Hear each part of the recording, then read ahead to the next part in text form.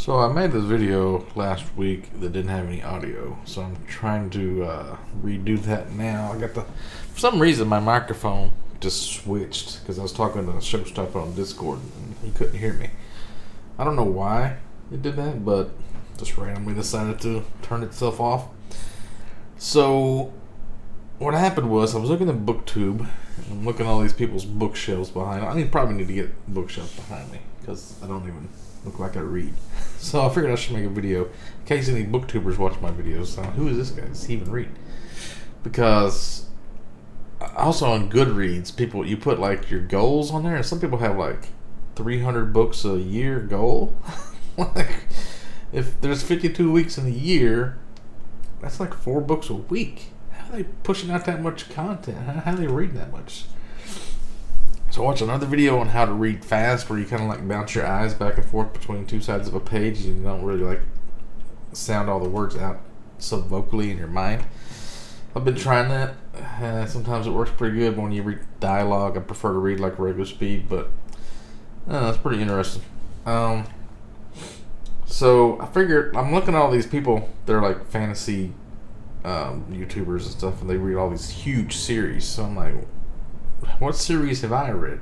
Because I don't just read fantasy, I read like sci-fi and horror and weird shit too. So let's start out with the Stephen King. This is like the series that I've read mostly. Some of it's like I read it was complete at the time, but now they've added more books. But this one ended. It was like a 7-book series. And this one's interesting to me because I read the first book.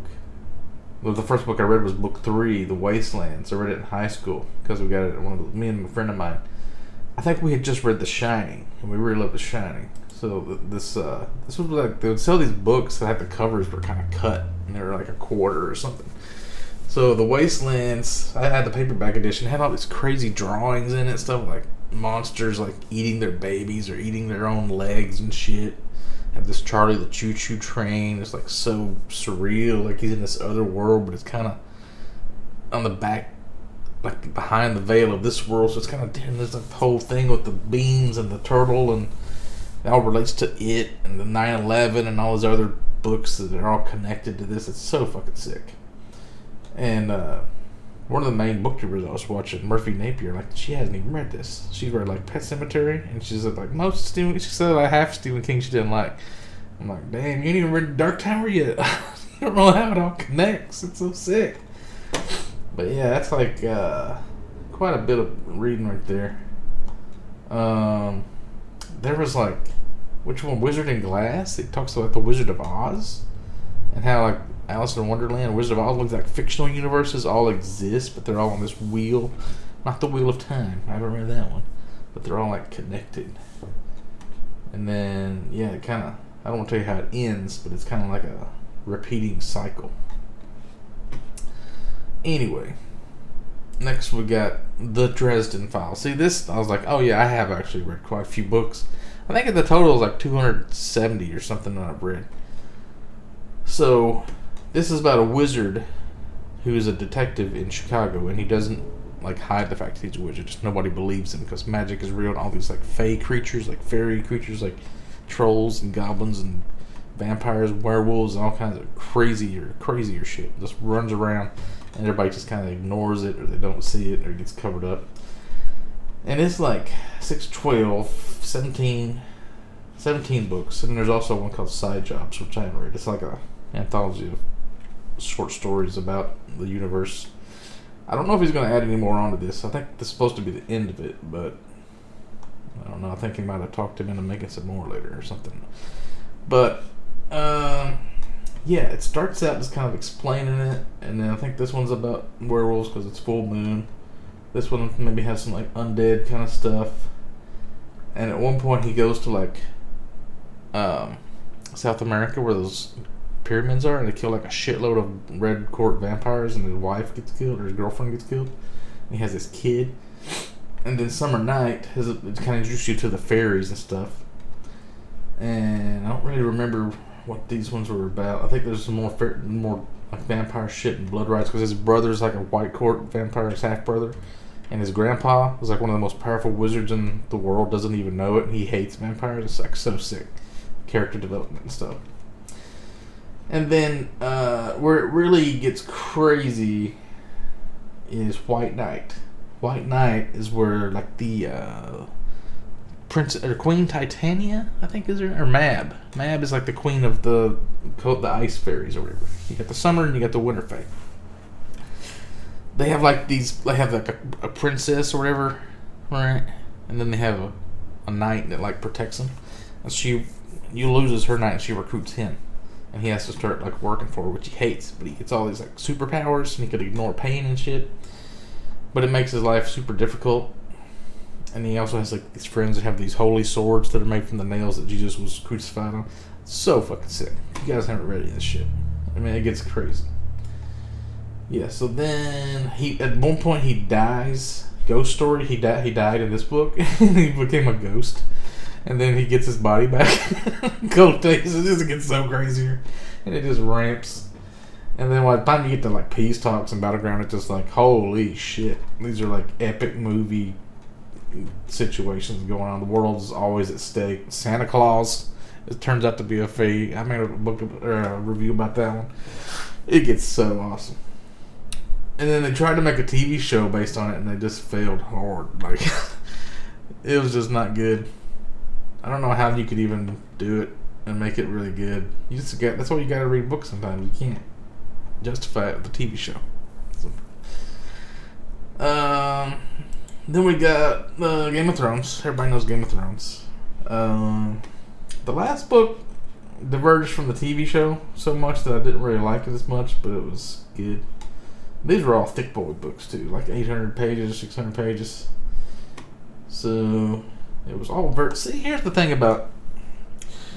I need to make a review of Mistborn. I finished the other day. I'll talk about it, but one thing I was thinking about with Game of Thrones is like, I don't know if I would have liked Game of Thrones if I hadn't seen the TV show first, because there's so many characters. Like, if you don't describe your characters really good and differentiate them, it's hard for me to like imagine what they look like. But since I've seen the TV show and we got actors, it's like super easy. Especially like with The Expanse. I'm loving The Expanse books because I saw the TV show and know what everybody looks like and I know what their personalities are. And like casting in The Expanse is like perfect, dead on. Game of Thrones, I guess, is pretty close too. Anyway, really loved it. I thought it was going to be like a slog to read through because they're really thick, but it was like, you just want more and more of them. You just read it and you just think, I wish there was more book. It's 800 pages ain't enough. You need more stuff. I don't know when the last book's ever going to get made. He's already said like he's given up on trying to predict when he's going to get done or if he's going to get done. And like Brandon Sanderson finished The Wheel of Time because Robert Jordan died, so maybe he'll end up finishing George R. R. Martin's series while he's still alive. He's just like fat and lazy. He has so many other things he's doing. He's like, somebody else do this. I can't handle it. Anyway, and you got your Harry Potters. That's like 7 books in. I want to say there is something about a lot of these series. They start out with like thin books, and then they figure out if it's going to take off. And then once people are really interested and they see it's worthwhile, they make really thick boys. J.K. Rowling was one of the ones that did that. Cursed Child isn't in here. I haven't read that one. I don't even know if that counts. A lot of people don't like it. I don't know. I haven't read it, so I can't really comment on it.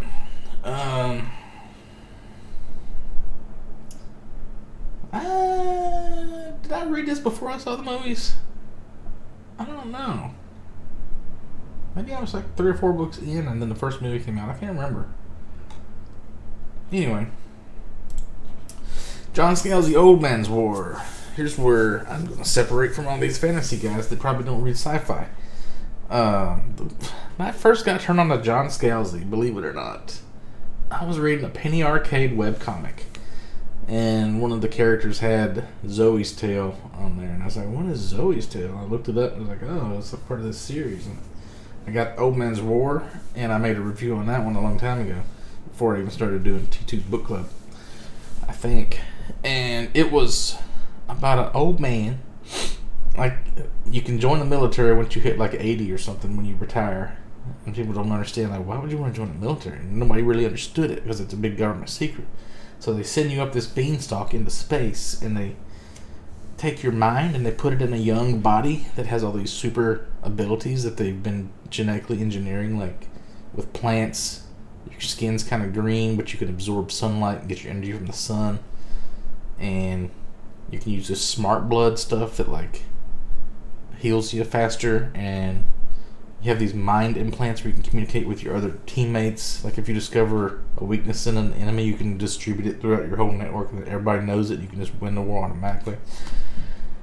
Really, really cool stuff.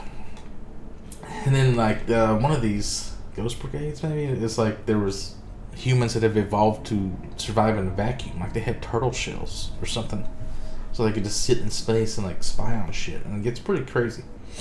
It's not like a Dragon Ball Z kind of like with Dresden Files. It got crazy, but like it just takes you more through the universe. Then you got Zoe's Tale. There was like this. They tried to like settle down on a planet and farm or something, and like human division. End of all things. I can't even remember half the stuff happening in these later books, but the first one, definitely read the first one. And then there's also some other books that came after that, like The Collapsing Empire. I haven't read that one yet. I think it's in the same series. Yeah, I don't really remember. 3 more books, maybe 2 more books. So then you got the Monster Hunter books. These are kind of like military horror fiction. It's really hard to keep track of the order of these because nobody really collects them as much as other books. So Monster Hunters is a compilation of the first 3 books, which is Monster Hunters International, and then Vendetta, and then Nemesis, I think. And then after that, there was Alpha, and then this book over here, Legion, I think. Alright, and then there's also, this one, Guardian and Bloodlines. They're pretty new, so I haven't read those 2. But I read Siege. Siege came after that one because in Legion, there was this big dragon that came out of a casino, and that turns out to be like,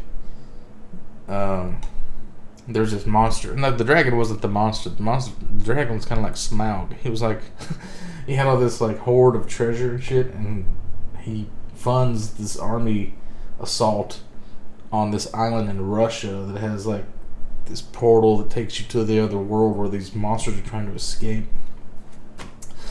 And it's kind of insane. And it's kind of, there was one like Cthulhu monster that was in space or something, like in another pocket universe. It gets crazy. But then there's 3 other books: Grunge and Sinners and Saints. I haven't read Saints, but I've read Sinners and Grunge. And then there's Files, which I'm not sure about what that is. Might be a novella or something. But yeah, I've read a bunch of those. Let's see. He's also got a bunch of other books Larry Correa does. They're like high magic kind of books, and then there's some kind of detective-y ones, I think. I need to check those out because I like his writing pretty good. Although he's not like, I wouldn't say he's a good writer. He just like writes what you kind of like, if you were a little kid, what you would want to happen. I don't even know what you'd call that. Kind of like an immature writer, I guess, what you would say. But then you got the Stephen King series. I already talked about Dark Tower, but I didn't talk about the Bill Hodges trilogy. Bill Hodges trilogy is fucking phenomenal. Might be my favorite book. No, it's way up there.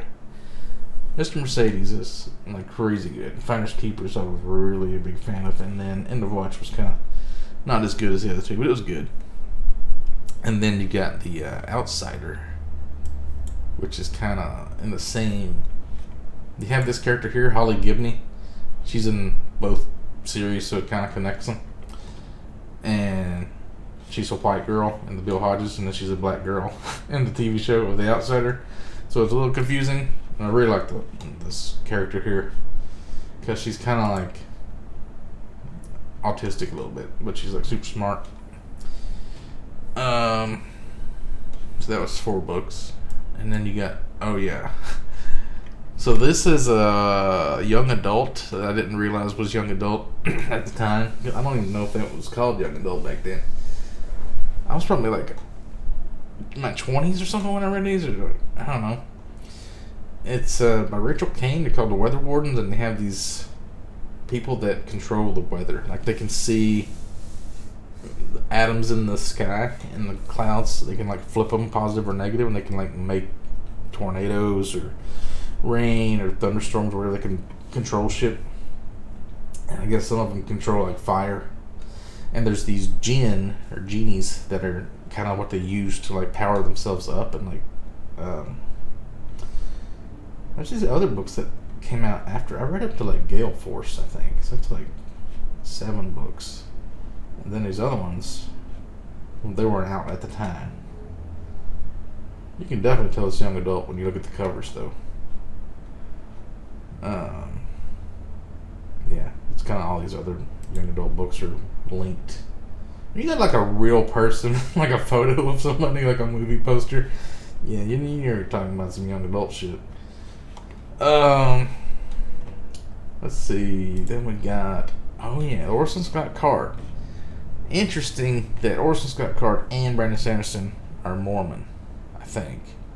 Pretty sure Sanderson's Mormon because he lives in Utah, Provo or something like that. I wonder if there's a connection between being Mormon and being a good writer. Anyway, Ender's Game is 4 books. Ender's Shadow is 4 books. That's like the being point of view. He split off and did his own thing. After Ender's Game, he did his own thing and went doing stuff around space. And highly recommend them. But then there's these other books that are called like Ender in Exile, War of Gifts, the Formworks or something. The one that's based on the ant aliens, Shadows in Flight. I'm not sure if I've read any of those. There's First Meetings. What is First Meetings in Ender's Universe? I've got like 2 or 3 of these books, but I can't remember like where I'm at in it, so I haven't really read it. I guess I can just figure out the order and start over again or something. But 8 books is nothing to scoff at, so that's pretty cool. Then we got the other Orson Scott Card series. A lot of people don't know about these. They're super dope. Starts out with Seventh Son as this little kid, and he has like the special ability to manipulate things with his mind. And it's not really explained very well what it is. There's this kind of a power also that the Indians have. Like they can run to the force and they kind of go into a trance, and they call it like green running or something like that. And they can, it's like they don't take up any energy, they never get tired, they can just run really fast and they can like travel. Because this was like frontier days. And he can also like manipulate metal, and he can like, see, it starts out with like he's a journeyman, and then he's apprentice, and then he becomes like a master in Crystal City. He's like a master of his own ability, and he can like manipulate.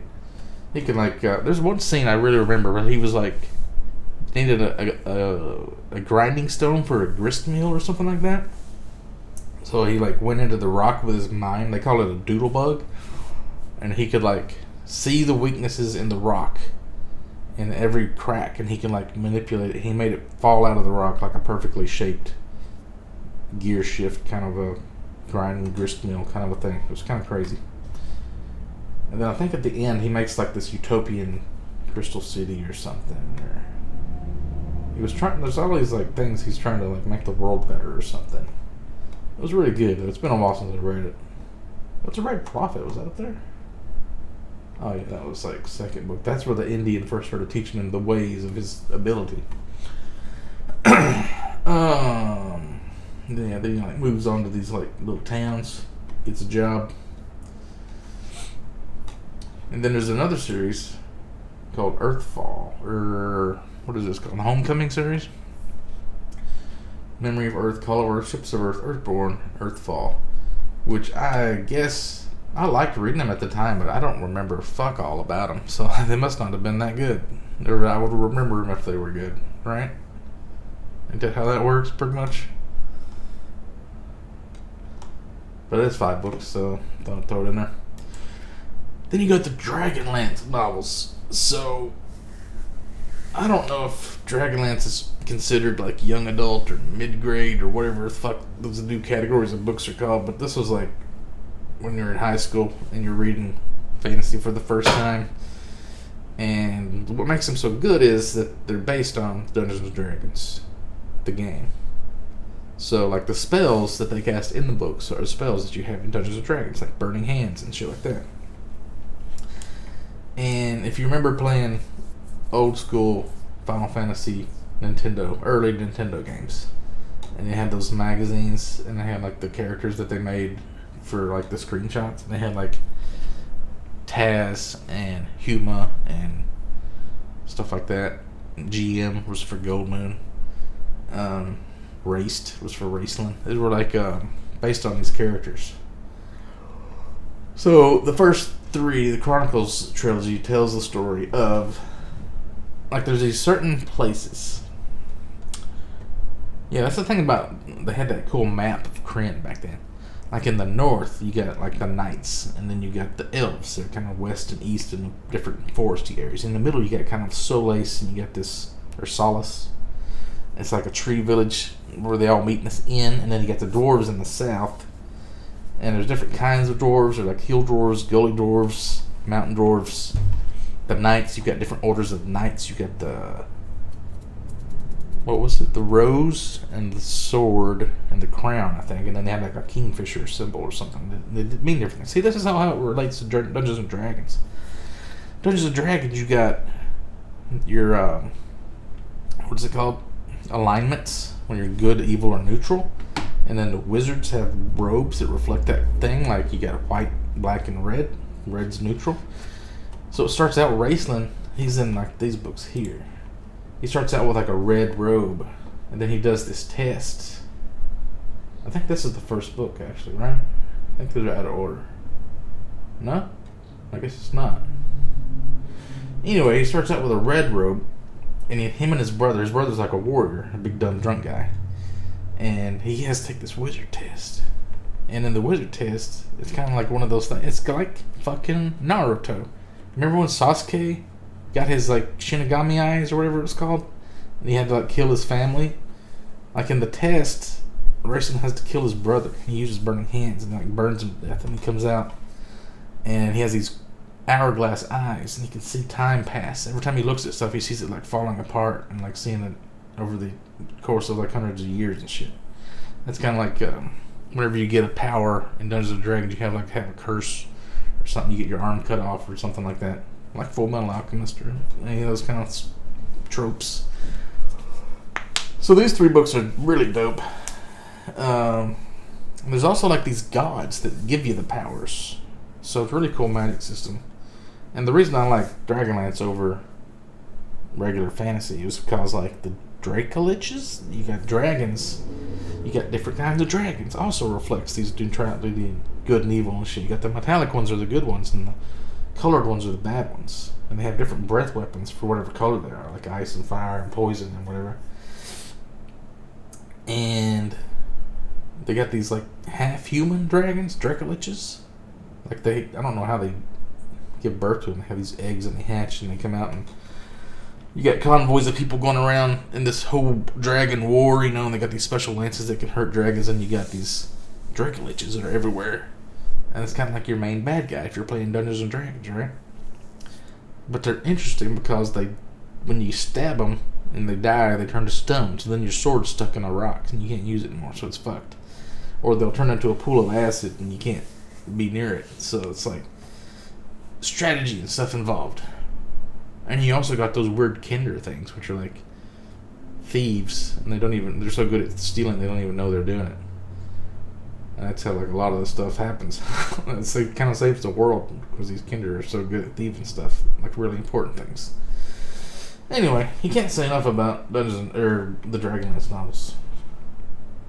But I thought there was just like the 4. I think there have been more since then. After this, there's like some more. Lost Star, Fallen Sun. Yeah, I've never read those. Second generation. I read one book that was about Raceland or Cameron Majir's son, Paladin or Palin Majir, something like that. Oh, the fucking Raceland shit too. When he gets into that tower, he has like his own wizard tower, and he has this crazy staff that has a light on the top of it. I remember how he would like say Chirac and Dulac to make the light go on and off. There's like these floating eyes in his castle. It's pretty sick. He inherited it from this other wizard named Fistandalis. Yeah, that's crazy. I remember all this shit from years and years and years ago, so it must have been really good. Margaret Weiss and Tracy Hickman wrote all these books, all the good ones. Dragons of Winter Night. Oh yeah, that was one of the. Oh yeah, so this isn't all of them. There's a bunch of them. Look at all of them. Holy shit. So, Interview with the Vampire, the movie came out, and I watched the movie. I was like, it's pretty cool. And there's books based on it. So, I read the second book first. I don't think I've ever read Interview with the Vampire. Everybody says that's like their best one. So, I probably need to. But, The Vampire Lestat, I really like that book. I still got it. And it will tell you how, like, a vampire, when he becomes a vampire, he gets all these special senses, and he'll just like hang out in a church and stare at a rug or a wall and look at all the detailed patterns and shit and stuff. Like, they kind of get entranced. Pretty cool. And then the Queen of the Damned, you got these old ass vampires that are like from Egyptian times, and they're like marble statues. They don't even move; they just sit there all day, and they don't even really need to drink blood anymore because they're so powerful. But the vampires can bite them and they get super strong. And then you got Tale of the Body Thief, where it's kind of like this gay story of this guy that trades bodies with somebody. The vampire, I think the vampire switches bodies with a human, and then the human can become a vampire temporarily because they switch minds or something. And then the other ones I just kind of read, but I don't really remember much about them because they kind of tapered off. Armand was okay. Merrick, I don't remember that at all. I remember there's like a lot of like rich people houses. I don't remember any of this crap. And then there's the Mayfair Witches trilogy also. Let's see, Lasher, Taltos, and Mayfair something. Cry to Heaven and Violin. I guess those are in the same. Those vampire books or Witcher books? I don't know. Taltos? Yeah, there's like this rich girl that lived on a boat, and that's really all I remember. What good is reading all these books if you don't remember anything afterwards? That's what I'm wondering. Anyway, that's all the series that I've read. Now I'll get into some series that I'm looking forward to reading. I'll talk about that in my next video after I do this Mistborn review.